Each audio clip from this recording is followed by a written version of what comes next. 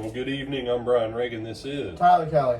And we are coming to you with our Twilight Talks on baptism. And today we are in Acts chapter 16, verses 25 through 34. But at midnight, Paul and Silas were praying and singing hymns to God, and the prisoners were listening to them. Suddenly there was a great earthquake, so the foundations of the prison were shaken, and immediately all the doors were opened, and everyone's chains were loosed. And the keeper of the prison, awakening from sleep and seeing the prison doors open, supposing the prisoners had fled, drew his sword and was about to kill himself. But Paul called with a loud voice, saying, Do yourself no harm, for we are all here. Then he called for a light, ran in, and fell down trembling before Paul and Silas. And he brought them out and said, Sirs, what must I do to be saved? So they said, Believe on the Lord Jesus Christ, and you will be saved, you and your household.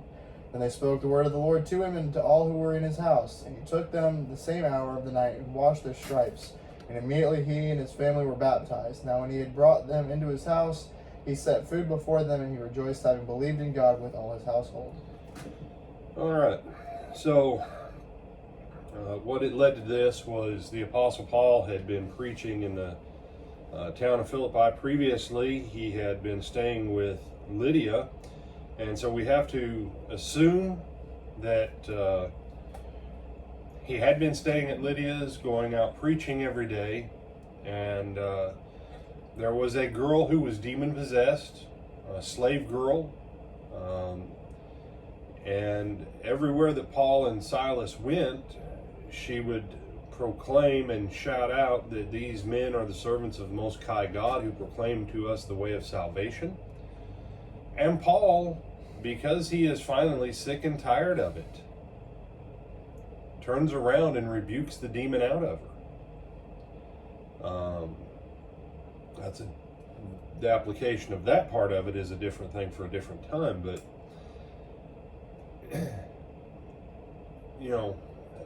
very quick side point on this is that people have this idea that you're supposed to help everyone, everywhere, all day, every opportunity you have for everything. And Jesus and the apostles show us that that is not the way it is. When Acts chapter 3 opens up, there's a man sitting there in the temple that Jesus had walked past dozens of times. But Peter and John are the ones who restore him to an ability to walk. Mm-hmm. Paul doesn't do this because he's just moved with compassion. He's sick and tired of the girl. Everywhere he goes, this is who they are. And so a consequence of that is her owners, once they see that they've lost their income from her, level charges against Paul, saying that basically he's guilty of sedition or treason against Rome.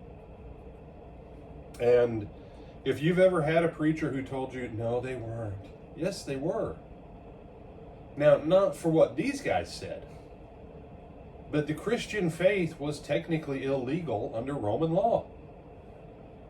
It began in a Roman province under Roman control in Judea, and they're now spreading it.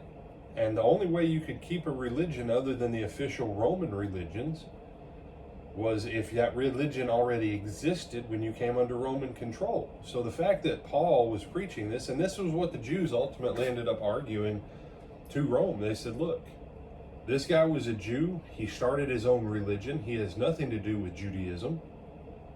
We want you to make it illegal. And at that point, Rome said, oh, well, we thought it was just another, sect of you. Yeah. And now it's illegal. And so Paul preaching it is actually an act of a crime against Rome. Paul and Silas are singing and praying. This jailer knew, when you come on shift in a jail, one of the things you like to do is to read everyone who's new, everyone who's left, and everyone who's still there in any incident reports since the last time that you were on duty. You take a verbal report from the person you're relieving, and then, if you're smart, you read the paper reports to find out what you've got. You don't want to confuse the guy that was busted for stealing 100 packs of bubble gum with the guy that, slice someone who's in the hospital in intensive care. You don't want to mix those two up. Just saying. And so, Tyler, what do you know about Roman prisons? They are very, very, very deep and very, very dark and shoved as far away from everybody as possible, so there's no way that anybody's being able to get out. Pretty much. And Roman prison wasn't like ours. If you were in a Roman prison, you weren't there being held for a length of punishment. You were there being held awaiting a trial. If you were found guilty, you either paid or you worked it off somewhere as a slave or something, or what? Or you die. Or you die. So the Roman prison system, very different than ours. So when he's in the jail, it's very different than what we think. Someone can do a crime and then spend the next year in the county jail. No, not under Roman system. Once you've got your punishment, you pay it, you work it out as a slave, or you're dead. That's pretty much it. But Tyler, do you remember what the punishment is if you lose a prisoner? Their sentence is now your own. Yeah, it would be nice if it was only that nice. But in most cases, it was off with your head because you lost them. Yeah. And so when this earthquake happens and he thinks that his prisoners have escaped in the darkness, and he has no real way, you say, how odd they took a prisoner count? Every reasonable jail that I ever worked with in law enforcement, you have a head count at the start and the end of each shift, and the next shift verifies that they have the same number of prisoners. And if they don't, they've got the paperwork on where those prisoners are. That's never changed. And so this guy, he's about to kill himself. He's about to fall on his sword. And you say, well, no, there's no excuse under the Roman system. Fall asleep on duty? Well, he was sleeping. That's bad. Number one. Number two, he thinks he's lost prisoners. That's bad. Now, he's a Roman, and so they would take his head off, but that doesn't change him being held in a prison and maybe being scourged and. So him committing suicide, to him, is the best way to get out of things being worse. And Paul cries out to him and says, do yourself no harm, we're all here. And this man comes down, fetches Paul and Silas out, and he asks them the question, sirs, what must I do to be saved? The question for him is not just about his soul. The question is, he has a catastrophe on his hands. This guy knew in the darkness that this guy was about to kill himself, and he speaks the exact words of reassurance. The ancient people, in spite of being pagan, as we call them, were very spiritually oriented. And he knows that there is a greater spiritual thing, and if he read the report, which he did, he knows that Paul is there for preaching an alternate God in crime against Rome. He knows that Paul's there for that. And so if this God's servant knows this and calls out to him, maybe this guy's God can help me out. And what were some of the gods that in a Greek region, even for Romans, would have been dominant? I'm going to assume that Zeus would have been a big one. Zeus definitely would have been a big one. And he might have been a Zeus guy. He might have liked some of the chick gods, like Aphrodite. If you got to have a chick god, Aphrodite, she's not bad. She was pretty good looking lady. Maybe he was into Mercury. You say, Mercury? Yeah, maybe he liked to run fast. I don't know. Any number of stuff. But this guy's God has shown his hand in a way that this guy's like, what must I do? And you say, yeah, no, we go through all that backstory because I want you to understand the setting here. So that by the time we get to verse 31, when he says, believe on the Lord Jesus Christ, and thou shalt be saved, you and all your household.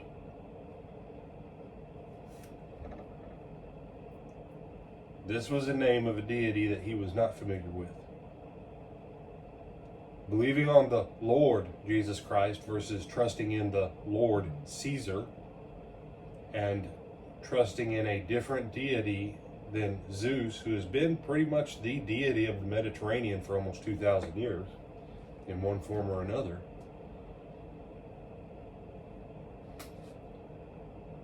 Paul's not just saying to him, invite Jesus into your heart and make him the throne of the love of whatever. No.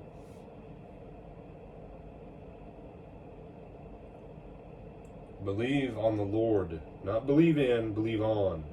There's a reason why they translate that on. Believe on. It is a complete reorientation of his life, of his person, of his entire structure, of everything he understands. It's not just this warm, fuzzy thing about, just invite him in and say you love him. No, that's the American gospel. Just so we're clear, the American gospel is nowhere in the Bible. Okay? And you say, but brother, he's told all he has to do is believe. No. He's told to believe on. That requires positive action to confirm it. And what would be the positive action? You see, he hasn't been told anything about Jesus yet. Paul answers his question. Here's what you have to do.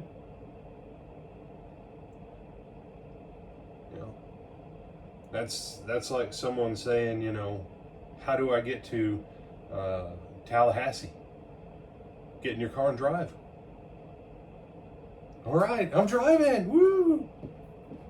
Well, if I don't give you the directions on what that actually means, you're never going to get there. Verse 32 and 33, he speaks the word of the Lord to him and to all who were in his house, and he took them the same hour of the night and washed their stripes. Paul and Silas's backs were laid open. They had open wounds. They'd been beaten. And this is probably somewhere between 3 and 4 in the morning. And immediately he and all his were baptized.